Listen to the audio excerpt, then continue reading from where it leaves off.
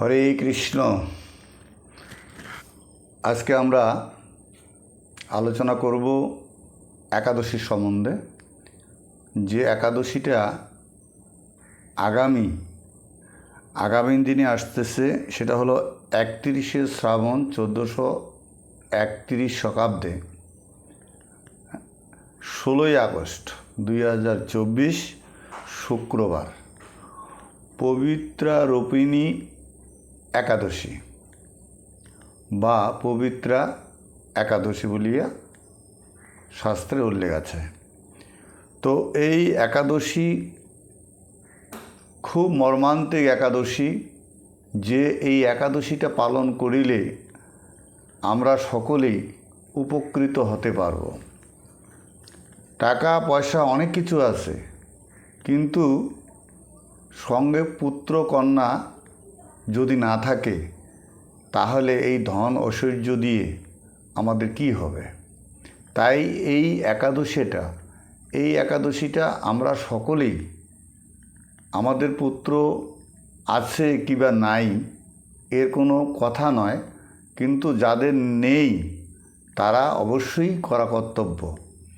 সেটা পুত্রদা একাদশী বলেও বলা যায়। তাই এই একাদশীটা আপনারা সকলে করবেন। এই একাদশী মাহাত্ম্যটা অনেক অনেক মর্মান্তিক একাদশী। এই একাদশীটা সকলেই করার চেষ্টা করবেন এবং করবেন। অন্য যে একাদশীগুলো আপনারা পালন করছেন সেই অনুযায়ী এই একাদশীটাও আপনারা পালন করবেন। অবশ্যই পূর্ণ ফলদায়ক শ্রীকৃষ্ণ ভগবান আপনাদেরকে কৃপা করবেন। তাই আজকে আমরা এই একাদশী সম্বন্ধে আলোচনা করব। তাই আমরা এখন ভিডিওর প্রথম যাই। এই প্রথম থেকে শেষ পর্যন্ত আপনারা এই ভিডিওটা দেখবেন। অবশ্যই দেখে যদি ভালো লাগে তা একটা সাবস্ক্রাইব করবেন। আশা করি ভালো লাগবে। তো আশা করি আপনারা সকলে ভালো আছেন। তা আমরা এবার মূল পর্বে যাই। এবং এই একাদশীটা আবার পালনের সময়সূচিটাও বলে দেই। কারণ 32শে শ্রাবণ 1431 শকাব্দে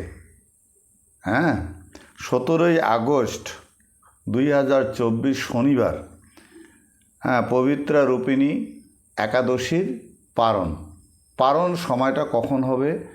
পারণের সময়টা হচ্ছে প্রাত 4:19 মধ্যেই। এই 4:19 মধ্যেই আপনাদের পালন করতে হবে। একটু সকাল সকাল উঠলেই হবে। 3টা সাড়ে 3টার দিকে উঠলেই আপনারা ঠিক সময় ধরতে পারবেন।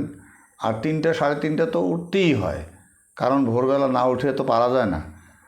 3টার মধ্যে তো ঘুম ভেঙেই যায়। তাই সেই একাদশীটা আপনারা অবশ্যই করবেন। তো এখন মূল পর্বে যাই। একাদশী সম্বন্ধে, একাদশী মাহাত্ম্য সম্বন্ধে আলোচনা করব। তো এই পবিত্রা রূপিণী বা পবিত্র একাদশী মাহাত্ম্য, একদিন রাজা যুধিষ্ঠির ভগবান শ্রীকৃষ্ণকে বলিলেন। কি বলিলেন? যে হে প্রভু, শ্রাবণ মাসের এই শুক্লপক্ষ একাদশীর নাম কি, তাহা কৃপাপূর্বক আপনি বলুন। প্রত্যুত্তরে ভগবান শ্রীকৃষ্ণ বলিলেন, হে রাজন, শ্রেষ্ঠ পা ভরা কথা কীর্তন করিতেছি, মনোযোগে শ্রবণ করিবেন। যাহার শ্রবণ মাত্র বাষ্পেই যজ্ঞের ফল লাভ হয়। এবার চিন্তা করুন, যেটা শুনলে করলে পরে বাষ্পেয় যজ্ঞের ফল লাভ করা যায়, সেটা কেন আমরা বাদ দেব? সেটা অবশ্যই আমরা সকলেই করার চেষ্টা করব বা করব।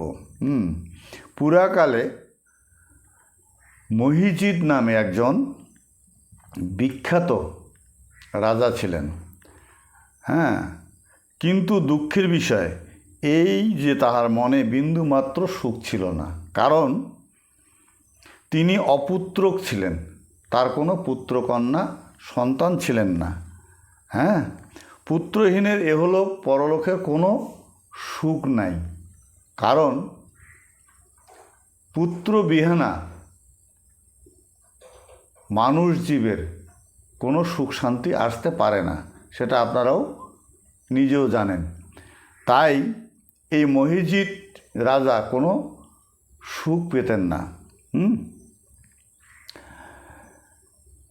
খুব দুঃখ কষ্ট করে চলছিলেন। হ্যাঁ, এইরূপ চিন্তা করিতে করিতে বহুদিন অতীত হইলে পরে তবুও তাহার সর্বদা আকাঙ্ক্ষিত পুত্র সন্তান জন্মিল না। বৃদ্ধ হয়ে যাচ্ছে, তবু তার আকাঙ্ক্ষা একটাই যে আমার পুত্র হোক আর কন্যাই হোক, একটা যদি জন্মগ্রহণ করত আমার স্ত্রীর গর্ভে, তাহলে আমি খুব সন্তুষ্ট হইতাম। তাই রাজা নিজেকে অতিশয় চিন্তান্বিত হইলেন এবং প্রজাগণের সম্মুখে গিয়ে বলিতে লাগিলেন। কি বলতে লাগলেন? হে প্রজাবৃন্দ, তোমরা শ্রবণ করো। আমি অন্যায়ভাবে অর্জিত ধন দ্বারা আমি কোনোদিন করি নাই, এবং এ জন্মে আমি আমার জ্ঞান হওয়া পর্যন্ত আমি কোনো পাপ করি নাই, এটাও বলছিল। তাই আমি কি এমন পাতকের কাজ করেছি যে আমার পুত্র কন্যা সন্তান আদি নাই?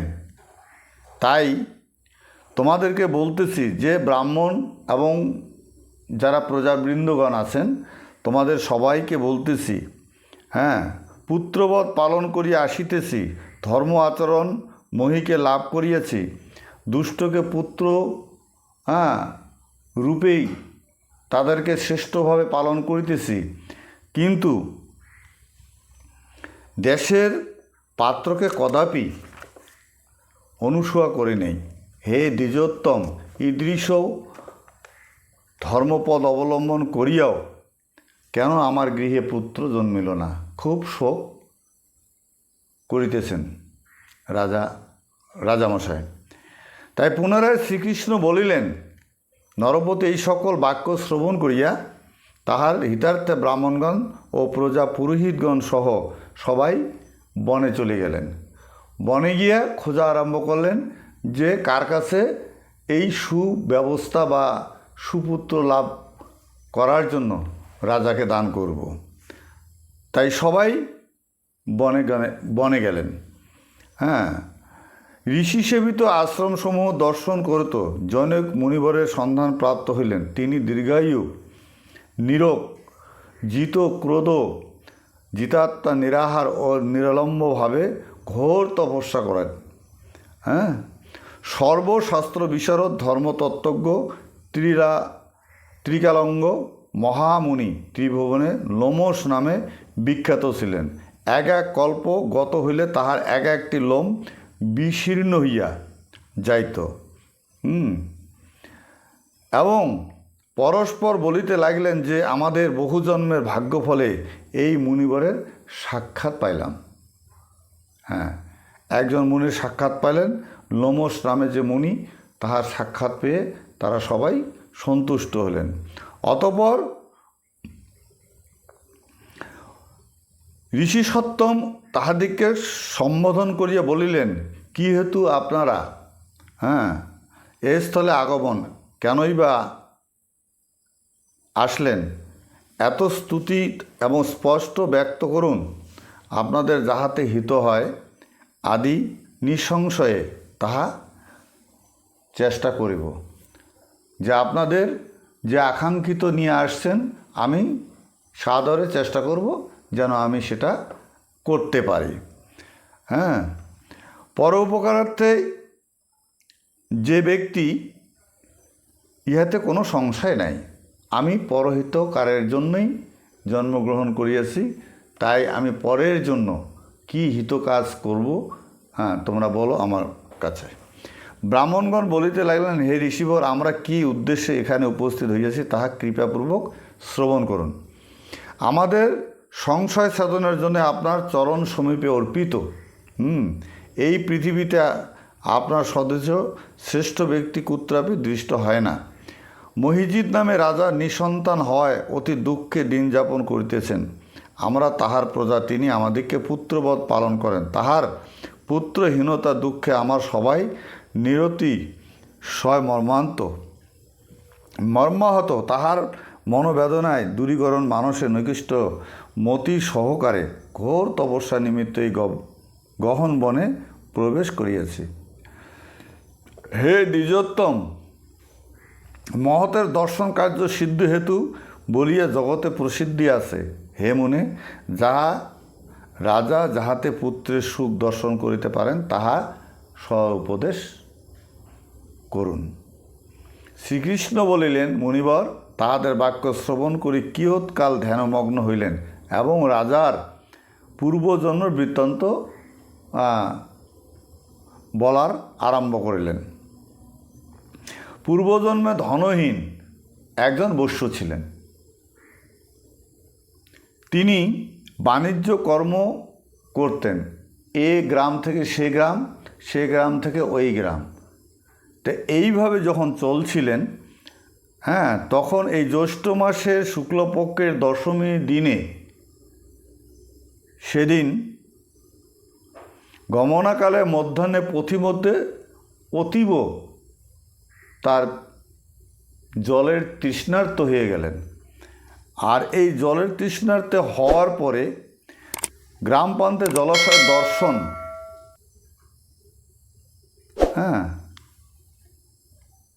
জলপানে উদ্যত হইলেন। কোথায় পাবো জল, কোথায় গেলে জল পাবো, এরকম জলের সন্ধান করা আরম্ভ করলেন। এমন সময় পৌঁছে গেলেন একটা সবৎস ধেনু জল পান করিতেছে। রাজা দেখলেন ওই সবৎস ধেনু বাছুরকে নিয়ে তিনি জল পান করতেছে। তখন এই সবৎস বাছুরকে ওখান থেকে তাড়াইয়ে দিয়ে তিনি নিজে ওই জলটুকু খেয়েছিলেন। তার এটাই পাপ। সবৎস ধেনুকে যখন জল খেতে দিলেন না, তাড়াইয়ে দিলেন, তখন নিজে জল পান করলেন, এটাই তার পাপ।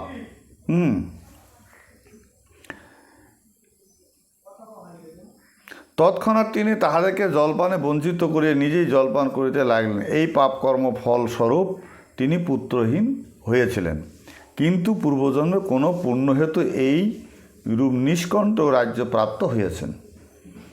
হে মুনে, শাস্ত্রে প্রসিদ্ধ আছে যে পুণ্য দ্বারা পাপ ক্ষয় প্রাপ্ত হয়। অতএব আপনি এরূপ পুণ্য উপদেশ করুন যাহাতে তাহার পাপ ক্ষয় প্রাপ্তি হয়। লোমশ মুনি বলিলেন, শ্রাবণ মাসের শুক্লপক্ষে অভীষ্ট ফলদায়িনী পবিত্র রূপিণী একাদশী ব্রত সকলেই পালন করুন। শ্রীকৃষ্ণ পুনরায় বলিতে লাগলেন, এই সেই মুনিবরের বাক্য শ্রবণ পরম পরিতুষ্ট হইয়া তাহাকে ভক্তিভরে প্রণাম পূর্বক তাহারা স্বস্বপুরে প্রত্যাবর্তন করিলেন। অতঃপর তাহার সকলে মুনি নির্দেশ অনুসারে যথাবিধি ব্রত পালন করত। তাহাদের সকলে পুণ্যফল দ্বারা রাজাকে প্রদান করিলেন। সেই পুণ্য প্রভাবে রাজ মহিষী গর্ভবতী হলেন, এবং বলিষ্ঠ ও সুশ্রী পুত্র সন্তান একটি প্রসব করিলেন। এই শ্রাবণ মাসের শুক্ল দ্বাদশী তিথিতে সূর্য কর্কট হইলে বাসুদেব কৃষ্ণ মূর্তিতে যজ্ঞপতির দানের নাম পবিত্রারূপ রোপণ নামে কথিত হয়। ব্রাহ্মণ, ক্ষত্রিয়, বৈশ্য, শূদ্র সকলেই স্বধর্মে অবস্থিত হইয়া ভক্তির সহিত এই পবিত্রারোপণ উৎসব পালন করিবেন। যদি ভক্তি মুক্তি কামী ব্যক্তিগণ এই ব্রত উৎসব শাস্ত্র অনুসারে পালন না করেন, তবে তাহাদের সাম্বৎসরী পূজা নিষ্ফল হইবে। এই ব্রত মাহাত্ম্য যিনি শ্রবণ করিবেন তিনি সর্বপাপ হইতে মুক্ত হইবেন এবং পুত্র সুখ ভোগ করিয়া পরলোকে স্বর্গগতি প্রাপ্ত হইবেন। তাই আপনাদের কাছে অনুরোধ করব, আপনারা যেন সকলেই এই পবিত্র রূপিণী একাদশী ব্রত অবশ্যই পালন করবেন, কারণ সেখানে সব ভক্তি মুক্তি প্রদায়িনী সব কিছুর মধ্যেই আছে এবং পূর্ণ ব্রত, কারণ একাদশী ব্রতের উপরে কোনো ব্রত নাই, তাই এটা এমনই একাদশী, হ্যাঁ, যার পুত্র কন্যা নাই সে যদি এই 12 মাসে 24টি একাদশী ব্রত পালন করেন এবং একনিষ্ঠভাবে যদি পালন করে থাকেন, তাহলে অবশ্যই ভগবান তার মনোবাঞ্ছা পূর্ণ করবেন এবং ভক্তি ভগবানের কাছে লাভ করবেন এবং ভগবান তাহাকে কৃপা করবেন। হরে কৃষ্ণ, নিতাই গৌর হরিবোল, হরিবোল।